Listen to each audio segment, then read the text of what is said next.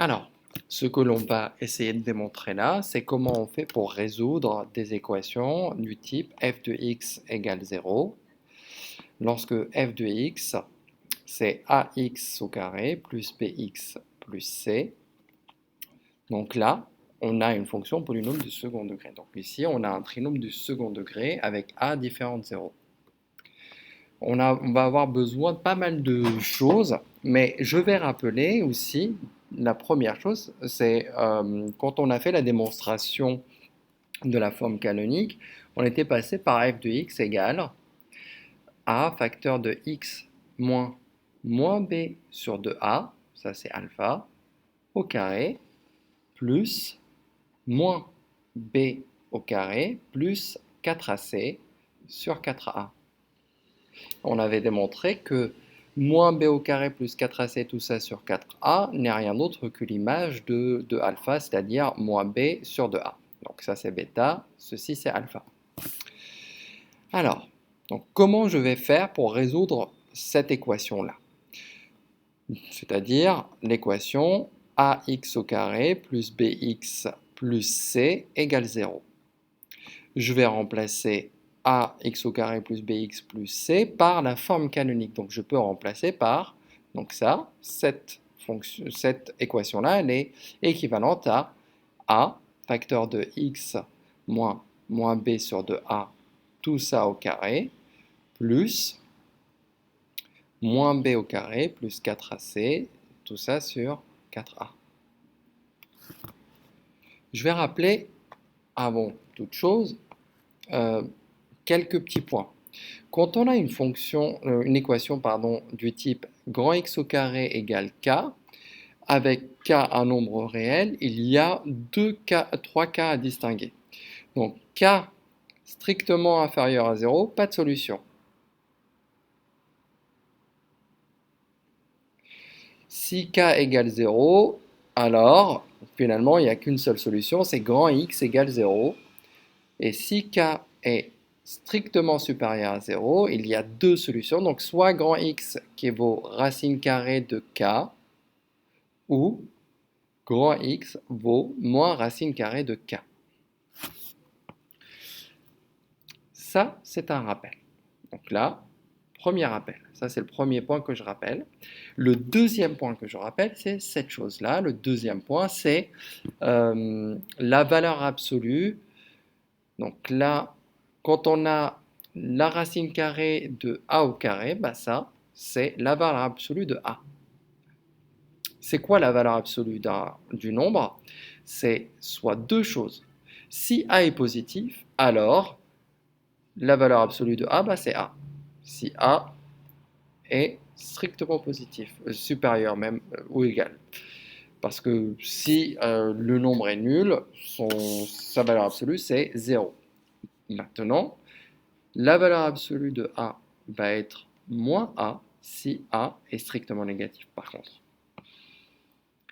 Et voilà, donc je vais avoir besoin de ces deux points-là pour pouvoir démontrer comment on fait pour résoudre des équations. Attention, je n'oublie pas, le second membre, c'est 0 ici. Là, on a une équation.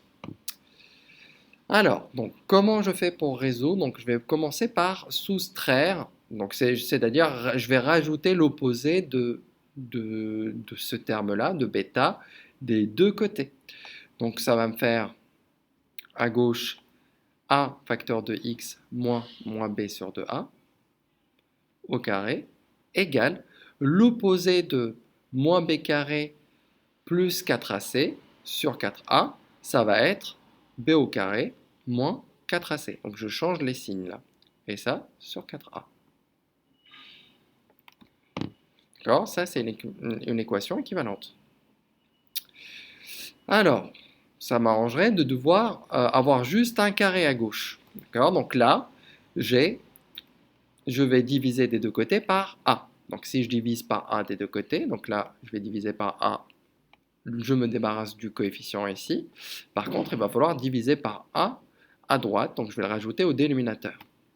Donc à gauche, qu'est-ce qui me reste? J'ai x moins b sur 2a, tout ça au carré, égale b au carré, moins 4ac, tout ça sur 4a au carré. Donc là, on a finalement une équation du type grand X au carré égale b carré moins 4ac.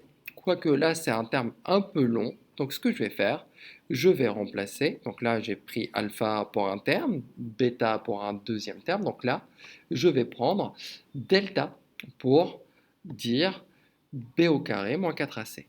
Donc, delta, d'ailleurs, vous allez le remarquer, c'est quelque chose de communément à noter. Donc c'est connu pour une majorité de personnes qui font des maths jusqu'à un certain point. Donc je vais remplacer b carré moins 4ac par delta. Donc là, je vais nommer delta cette quantité-là. Donc je vais faire delta sur 4a au carré. Donc je rappelle ce que c'est delta. Delta, c'est b au carré moins 4ac.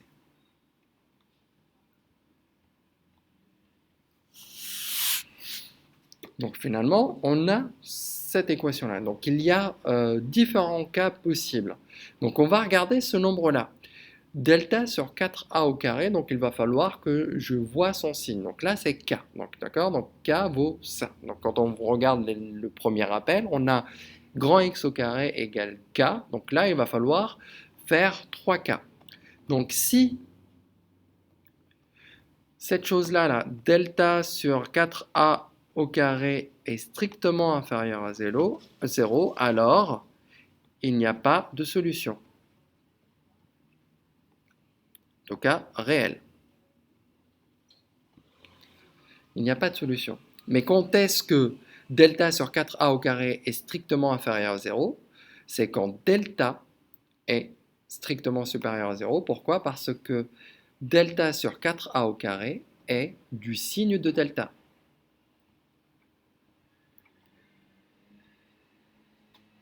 Elle est du signe du discriminant. Pourquoi? Parce que 4a au carré, c'est quelque chose de positif. Donc le quotient va avoir le signe du numérateur. Si le numérateur est négatif, le quotient va être négatif. Si le numérateur est positif, le quotient va être positif. Donc ça va dépendre finalement du signe du numérateur qui est delta.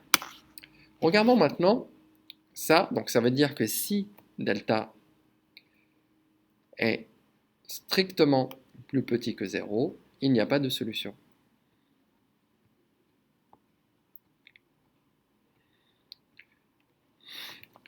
Maintenant, si delta est nul, donc je vais regarder delta est nul, donc ça veut dire que le quotient va valoir 0. Donc, alors, soit grand X, alors grand X égale 0. On n'a qu'une seule possibilité. Grand X est égal à 0. Donc c'est quoi grand X? Ça, c'est équivalent à dire que, donc je vais remplacer grand X par le contenu de la parenthèse, c'est-à-dire x moins b sur 2a. Et donc ça doit être nul. D'accord? Grand X, c'est ça.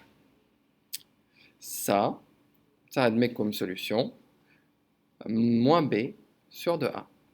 Donc, si delta est nul, alors x égale moins b sur 2a est l'unique solution. Maintenant, si delta est strictement positif, d'accord? Donc finalement, on a dit que le quotient a le même signe que le numérateur. Donc finalement, la condition est plus sur le discriminant. Alors, on regarde. Donc il y a deux possibilités. Alors, x égale racine carrée de delta sur 4a au carré, ou grand X égale moins racine carrée de delta sur 4a au carré. Donc ça, c'est pareil que c'est équivalent. Donc par contre, je vais mettre des parenthèses. Quand on a un quotient que je mets au carré, la racine carrée d'un quotient, donc je vais l'écrire, à condition que le numérateur et le dénominateur soient tous les deux positifs, strictement. Donc là, c'est bien le cas, hein. Delta est strictement positif et 4a au carré est strictement positif aussi. Alors, je rappelle cette chose-là. La racine carrée d'un quotient, c'est le quotient des racines carrées. Je rappelle autre chose. La racine carrée d'un produit, c'est le produit des racines carrées.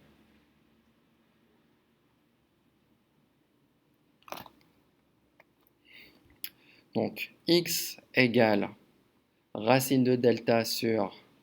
Donc, je vais faire la racine carrée du dénominateur. La racine carrée de 4, c'est 2. La racine carrée de a au carré, on a noté tout à l'heure, c'est valeur absolue de a. Ou grand X égale moins racine carrée de delta sur 2 valeur absolue de a.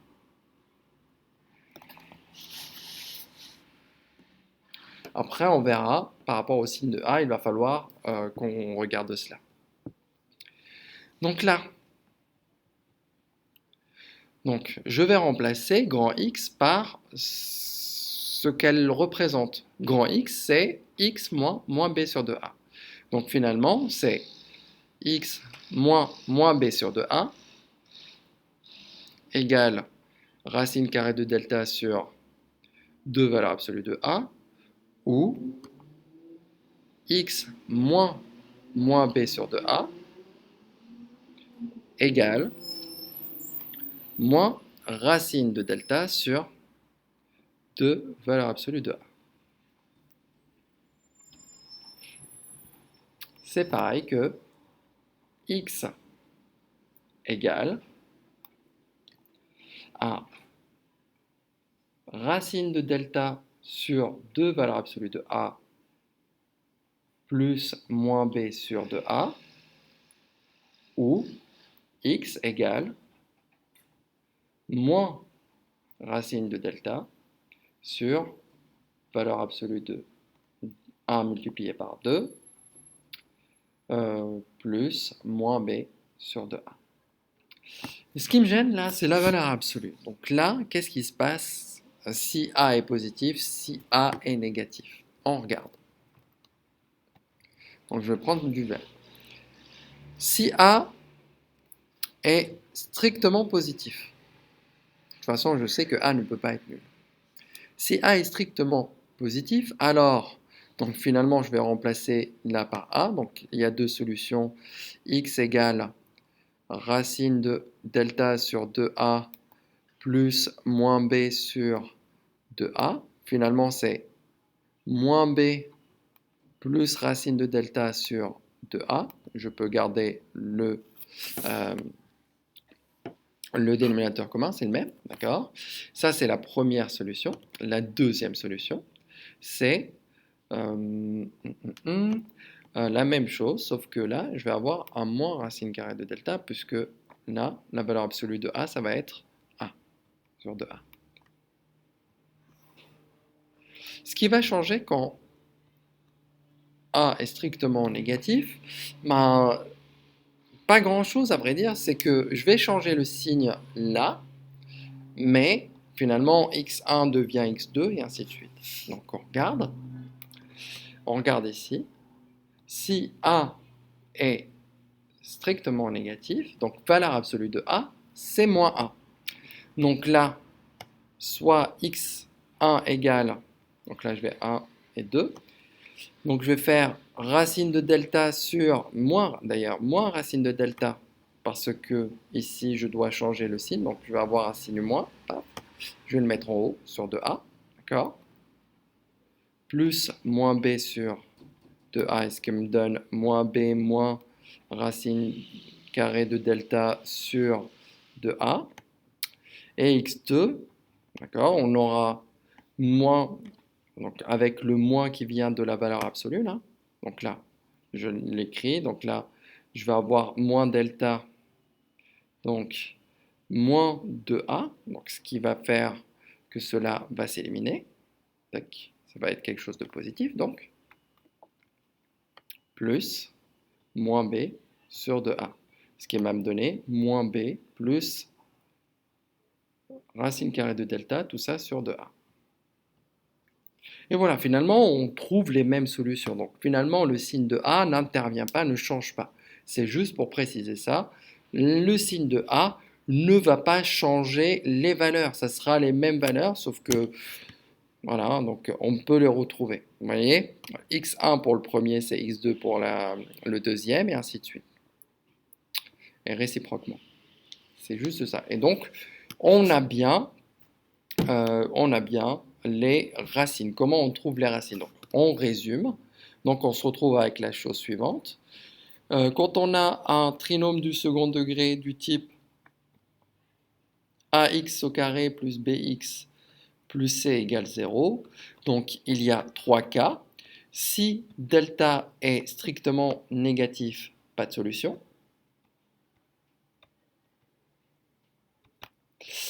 Si delta est égal à 0, une unique solution